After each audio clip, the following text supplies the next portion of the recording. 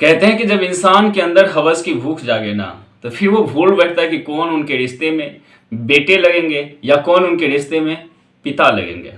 दरअसल आज की पूरी कहानी को अगर आप सुनेंगे तो शुरुआत में तो ये कहानी आपको एक मनगढ़ंत कहानी के जैसा लगेगा, लेकिन जैसे जैसे इस पूरी कहानी की तह तक आप पहुंचेंगे तो ये पूरी कहानी आपको समझ में आ जाएगा कि आज के समय में इंसान की इंसानियत कितनी गिरती जा रही है। दरअसल आज की कहानी में आज की जो घटना है, इस घटना में एक महिला जिसको सबसे पहले तो अपने बड़े बेटे से ही इश्क होता और उस दिन वो महिला अपने पति के सामने अपने बेटे के साथ संबंध बनाया करती थी। दरअसल कुछ दिन के बाद उस महिला को अपने छोटे बेटे से भी इश्क होता और फिर वो महिला दोनों बेटा के साथ अपने घर में उन दोनों बेटे के साथ संबंध बनाती थी। जब 20 सितंबर 2023 को इस पूरे मामला के बारे में वहां के थाना पहुंचता और थाने से जब इंटरनेट और सोशल मीडिया पे पहुंचे और फिर जब इस कहानी को लोग जाने, इस घटना के बारे में लोगों को सच्चाई पता चला, तो वाकई में एक कहानी अपने आप में एक हैरान करने वाली थी और कई सारे सवाल जो इंसानियत पे भी उठा रहे थे। लोगों के दिमाग में सिर्फ एक ही चीज आ रहा है कि क्या इंसान की मानसिकता इतना भी गिर सकती है जो वह अपने हवस की भूख मिटाने के लिए अपने रिश्ते को भी शर्मसार करने से पीछा नहीं हटते। ताकि समझते हैं क्या थी पूरी कहानी, आखिर क्या कारण था जिस कारण से वो महिला अपने ही दोनों बेटे के साथ इश्क फरमाई और फिर उनके साथ संबंध बनाया, जबकि पति ने कई बार इसको देखा भी लेकिन पति ने विरोध भी जताया, तब भी महिला अपने पति के सामने भी इस तरह की गंदी हरकतें जारी रखे। तो सुनते हैं पूरी कहानी इस वीडियो में। राधे राधे, नमस्कार, सत श्री अकाल, मैं हूं कोमल यादव। आज की जो कहानी है, ये कहानी है मध्य प्रदेश का एक जिला पड़ता है छतरपुर, और इसी छतरपुर जिला के अंतर्गत एक थाना पड़ता है मढ़ोनद थाना।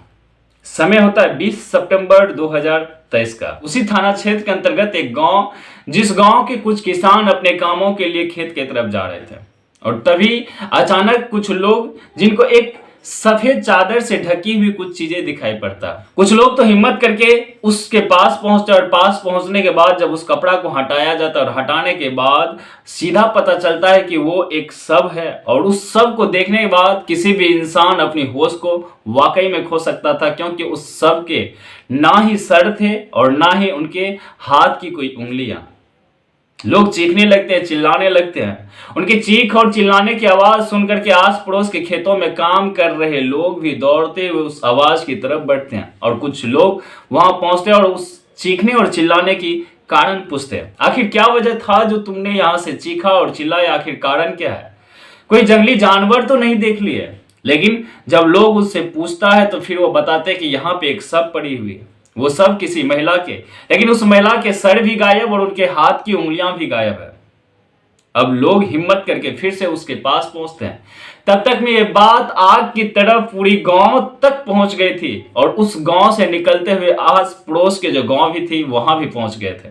और जो भी लोग ये पूरे बातों को जान रहे थे, एक सब जो जंगल में झाड़ी के पीछे पड़ी हुई है और सबके ना ही सर है और ना ही हाथ की कोई उंगलियां हैं, जो लोग भी जान रहे थे सीधा भागते हुए उस जंगल की तरफ जा रहे थे जहां पे वो सब पड़ा हुआ था। और तभी उस भीड़ में से ही कोई व्यक्ति वहां के स्थानीय थाना को भी बताते हैं, मढ़ोनद थाना को बताता है कि साहेब ऐसा ऐसा बात है, इस जगह पे एक शव पड़ा हुआ, उस शव के ना ही सर है ना ही उंगलियां, सब देखने से लग रहा है एक महिला की है, जिनकी उम्र तकरीबन अगर अनुमान लगाया जा सके तो 30 से 32 साल या उससे कम या 28 साल हो सकता है।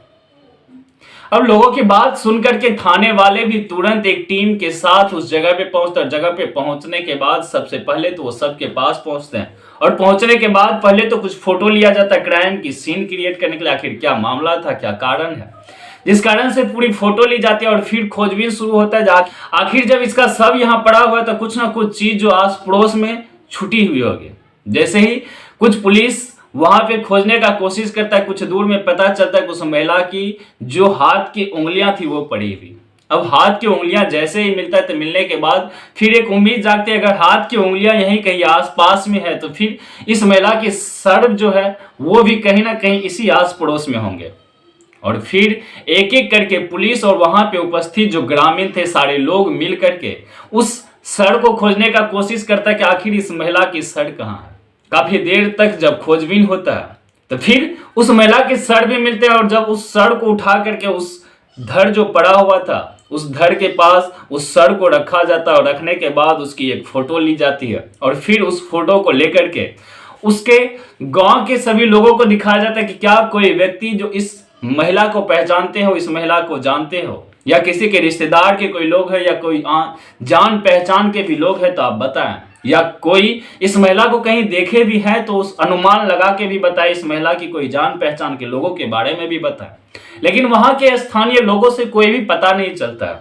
अब पुलिस के लिए कई सारे सवाल थे, आखिर यह घटनाक्रम को अंजाम देने वाले लोग कौन थे, क्योंकि सबसे पहले तो उस सब की शिनाख्त होनी चाहिए जो आखिर ये सब किनका है, और फिर जब सबकी शिनाख्त होगी तभी जाकर के पूरा का पूरा कारण पता चल सकता है आखिर किस कारण से इस महिला का इस तरह की हरकतें हुई, इस महिला के साथ आखिर इस तरह की घटनाक्रम को अंजाम देने वाले लोग कौन है, आखिर कारण क्या थी, किस वजह से इस तरह के घटनाक्रम को अंजाम दिया गया। पुलिस फोटो लेकर के एक एक करके गांव के आस पड़ोस के गांव में भी दिखाना शुरू करता है, एक एक घर जाते हैं और घर जाने के बाद उस फोटो को दिखाते हैं और पूछने का कोशिश करते हैं क्या कोई इस महिला को जानते हैं। तभी एक व्यक्ति बोलते हैं कि साहेब मैं इस महिला को जानता हूं, ये महिला कोई और नहीं बल्कि इस महिला का नाम सरिता देवी है और इनके पति का नाम राजकुमार है। राजकुमार की उम्र तकरीबन 43 साल और ये सरिता की उम्र तकरीबन 30 साल। ये अपने 2 बेटे के साथ हंसी खुशी अपने परिवार में रह रहे थे। आखिर कारण क्या है, किस वजह से, ये तो मुझे नहीं पता। शायद अगर आप उनके घर वाले से पूछ ले तो शायद बेहतर होगा और कारण पता चल सके जो आखिर क्या कारण से इस महिला की इस तरह की हादसा हुई। फिर पुलिस तुरंत अपने टीम के साथ उस राजकुमार के पास पहुंचते हैं और राजकुमार के पास पहुंचने के बाद उस फोटो को दिखाते हुए पुलिस बोलते हैं कि क्या इस फोटो में जो महिला है इसको तुम पहचान रहे हो। राजकुमार रोने लगते हैं, बिलखने लगते हैं कि साहब ये तो मेरी पत्नी है, लेकिन इस दुर्दशा में ये कैसे हो सकता है। तो फिर पुलिस वाले उस राजकुमार को सद्भावना देते हैं और बताते हैं कि देखो ऐसा ऐसा बात है, तुम्हारी पत्नी की सब जंगल में झाड़ियों के पीछे मिले, उनके साथ कुछ किसी ने गलत कर दिया है, शायद तुम अपने आप पे कंट्रोल रखो। क्योंकि उस वक्त जो राजकुमार रो रहे थे, बिलख रहे थे, उसे लग रहा था कि उसके जिंदगी में सबसे बड़ी दुर्घटना उसी दिन हुई है। कोई उसका अपना जो सदा के लिए उसके साथ छोड़ करके चले गए। वाकई में कोई लोग भी उस जगह पे होते तो वही होते। अगर किसी की पत्नी अगर इस तरह से इस दुनिया को छोड़ करके चल जाए और घर वाले को अगर पता ना रहे तो वाकई में जानने के बाद तो दुख तो होगा ही। राजकुमार को और राजकुमार के साथ भी वही हो रहा था। पुलिस उसको बताते हैं, फिर पूछने का कोशिश करता है आखिरकार किस दिन से तुम्हारी पत्नी गायब थी। अगर पत्नी तुम्हारे घर से गायब थी तो आखिर तुमने पुलिस कंप्लेंट क्यों नहीं की। तो फिर वो राजकुमार बताते हैं कि साहेब आज से 6 दिन पहले मेरी पत्नी बोल करके गई थी कि मैं यहाँ से बाहर अपने मायके जा रही हूँ और कुछ दिनों के बाद मायके से फिर मैं वापस लौट आऊंगी। मैंने कुछ दूर जाकर के उनको ऑटो पे बैठाया भी था, लेकिन उसके बाद मैं घर आ गया, लेकिन मैंने फोन नहीं किया, ना ही उधर से कोई फोन आया। तो मुझे लगा कि शायद हो सकता है किसी कारण वजह से उधर से फोन नहीं आया, लेकिन जब कभी टाइम मिलेगा तो फोन जरूर करेंगे। और बोल के भी गए थे 10 दिन रहेंगे, 10 दिन के बाद फिर अपना ससुराल वापस लौट आएंगे। जिस कारण से इतना परेशानी भी नहीं हुआ, जिस कारण से मैंने पुलिस कंप्लेन भी नहीं किए। इससे पहले भी कई बार वो अपने मायके गए, 10 दिन 15 दिन 20 दिन तक रहे और फिर वो लौट करके आ जाते। तो शायद मुझे भरोसा था कि इस बार भी वो 10 दिन के बाद फिर से वो अपना घर वापस लौट आएगी। लेकिन मुझे पता नहीं साहेब उनके साथ क्या हुआ और इस तरह के घटनाक्रम को अंजाम देने वाले लोग कौन है। तभी ये सारे बात हो ही रहे थे कि तभी अचानक से उस राजकुमार के बड़े बेटा जिनका नाम होता है सूरज प्रकाश से अपने घर पहुंचते हैं और घर पहुंचने के बाद सूरज प्रकाश देखते हैं कि उनके दरवाजे पे पुलिस बैठे हुए उनके पिताजी से पूछताछ कर रहे थे। कि तभी पुलिस की जो आला अधिकारी थे वो उठते हैं और सूरज प्रकाश से पूछते हैं कि तुम्हारा नाम क्या है बेटा। सूरज प्रकाश बोलते हैं कि साहब मेरा नाम सूरज प्रकाश। और फिर वो फोटो दिखाते हैं, बोलते हैं कि क्या तुम इस फोटो को पहचानते हो, क्या इस फोटो में जो महिला है क्या इसको तुम पहचान रहे हो। तो वो बताते हैं कि हाँ साहब इस फोटो को पहचान रहा हूँ और इस महिला को भी मैं पहचान रहा हूँ। ये महिला कोई और नहीं बल्कि ये महिला मेरे पिता के पत्नी और मेरे रिश्ते में माँ लगती थी। अब पुलिस वाले पूछते हैं कि आखिर तुम्हारी माँ है कहाँ। तो फिर वो जो माँ है कहाँ, फिर वो सूरज प्रकाश बोलते हैं कि साहब मेरी माँ आज 3 दिन से घर से गायब है और मुझे पता नहीं वो कहाँ है, नहीं है और किस हालत में है। अब पुलिस जैसे ही इस बातों को सुनते हैं कि पिता बोले कि 6 दिन से घर से गायब और बेटा बोल रहे हैं कि 3 दिन से घर से गायब है, तो पुलिस को थोड़ा शक होता है और इस शक के आधार पे पुलिस तुरंत ही उस पिता, उस बेटा और उसके जो एक छोटा भाई और था जिनका नाम होता है ब्रजेश कुमार, वो भी घर पहुंच चुके थे, उनको भी बैठाते हैं और फिर पूछताछ करना शुरू करते हैं। आखिर कारण क्या है जो तुमने 6 दिन पहले का नाम बोला और तुम्हारा बेटा 3 दिन पहले का नाम बोला, जो आज 3 दिन से तुम्हारी पत्नी, तुम्हारी माँ घर से गायब है। क्योंकि पुलिस को इससे पहले ही पता चल चुका था कि ये सरिता देवी पहले तो विधवा थी जिनकी उम्र 30 साल और फिर वो उनके पति के देहांत के बाद फिर वो राजकुमार के साथ दूसरा शादी करता है और उसी के साथ वो रह रहे थे, जिस कारण से पुलिस को पहले तो शक भी हो चुका था। लेकिन ये 6 दिन और 3 दिन की बात पुलिस को कंफर्म करा चुकी थी कि ये पूरी घटनाक्रम कहीं ना कहीं इसी परिवार के लोगों की साजिश के तहत की गई हो। और फिर जब पुलिस वाले उनसे अपने स्तर से पूछताछ करना शुरू करते हैं, तो राजकुमार वहां टूटते हैं और पूरा का पूरा घटनाक्रम के बारे में एक एक करके बताते हैं। और वो ये बताते हैं कि साहेब, ये सरिता देवी विधवा थी और जिनसे मैंने आज से 5 साल पहले शादी किए थे। मेरा शादी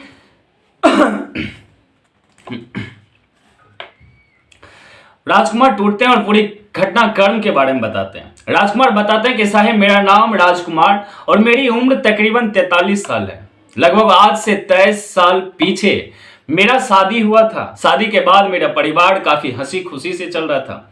2 बच्चे भी हुए। बड़े बेटे का नाम सूरज प्रकाश और छोटे बेटे का नाम ब्रजेश। सूरज प्रकाश की उम्र तकरीबन 21 साल और ब्रजेश की उम्र तकरीबन 19 साल। काफी हंसी खुशी परिवार चल रहे थे। लेकिन 2017 में मेरा पत्नी का अचानक से तबीयत खराब होता और फिर वो इस दुनिया को छोड़ करके चली जाती है। अब पत्नी जब इस तरह से इस दुनिया को छोड़ करके जाती है तो घर की जितने भी जिम्मेदारी थी वो सारी की सारी वो मेरे दोनों बेटे के कंधे पे आ जाते हैं। क्योंकि अब ना ही समय से कोई खाना बना पाता, अगर बर्तन धोने की बात भी होता तो उसमें भी दोनों बेटे में लड़ाई होता, कपड़े धोने में भी लड़ाई होता।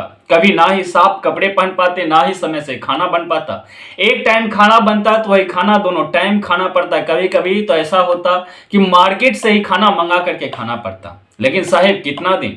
तो फिर हमने सोचा कि क्यों ना ये सरिता से पहले से ही हमें जान पहचानते, तो हमने सरिता से बात किया कि सरिता क्या तुम मुझसे शादी करोगी? और उसमें सरिता भी हाँ भरते और फिर हम दोनों मंदिर में जाकर के शादी करते। और शादी करने के बाद जब हम दोनों घर वापस लौटते हैं तो वहां पे हमारे बेटा साफ तौर पे विरोध करते हैं कि पिताजी, अब आपकी क्या एज थी शादी करने के? हम लोग भी जवान हो चुके थे। अगर आपको शादी ही करना था तो बड़े भैया का कर देते या मेरा कर देते हैं। लेकिन आप इस उम्र में शादी करके क्या आप इस परिवार पे जुल्म नहीं ठा रहे हैं? अब इस बातों को सुनते हुए सरिता दोनों हाथ अपने दोनों बेटे के कंधे पे रखते हैं और फिर उनको बहलाते फुसलाते हुए बोलते हैं कि बेटा, कोई बात नहीं, मैं तुम्हारे पिता की जिंदगी में भी साथ दूंगा और फिर तुम्हारे जो जिंदगी चल रहा है उस जिंदगी में भी साथ दूंगा। सही समय पे तुम्हें खाना भी मिल पाएंगे और जो माँ की कमी तुम्हें लग रहा है उसका भी पूरा मैं करूंगा। अब इस बातों को सुन करके उस दोनों बेटा को भी लगने लगता है कि शायद ये महिला सरिता सही बोल रही है और आने वाला दिन सही हो जाएंगे, क्योंकि पिता की भी एज होती जा रही है। हो सकता है कि पिता की शायद इच्छा ही हो, तो इस चीज़ों को समझ करके वो दोनों बेटा भी इस चीज़ों के लिए मान जाते हैं। लेकिन समय ऐसा बीतता है कि एक दिन अचानक वो महिला अपने बड़े बेटा सूरज प्रकाश के साथ आपत्तिजनक स्थिति में पकड़ाते हैं। जब उसका पति काम करके घर वापस लौटे थे तो वो देखता है कि उसकी पत्नी अपने बेटे के ही साथ संबंध बना रही थी। अब इस चीजों को देख करके राजकुमार तो अपने पत्नी को काफी ज्यादा विरोध करते हैं, अपने बेटे को भी डांटते हैं, फटकारते हैं। लेकिन पत्नी को जैसे ही डांटते और फटकारते हैं तो पत्नी साफ तौर पे विरोध करती है और बोलती है, अगर तुमने इसके बाद एक भी शब्द बोलने का कोशिश किया तो मैं यहां से थाना जाऊंगा और तुम पे रेप और दहेज प्रताड़ना की केस लगा करके तुम्हें जेल के अंदर डाल दूंगा और फिर मैं तुम्हारे पूरे परिवार को यहां से बर्बाद कर दूंगा। अब इस बात को सुन करके राजकुमार भी डर जाते हैं और वो चुप होकर के वहां से घर से बाहर निकल जाते हैं।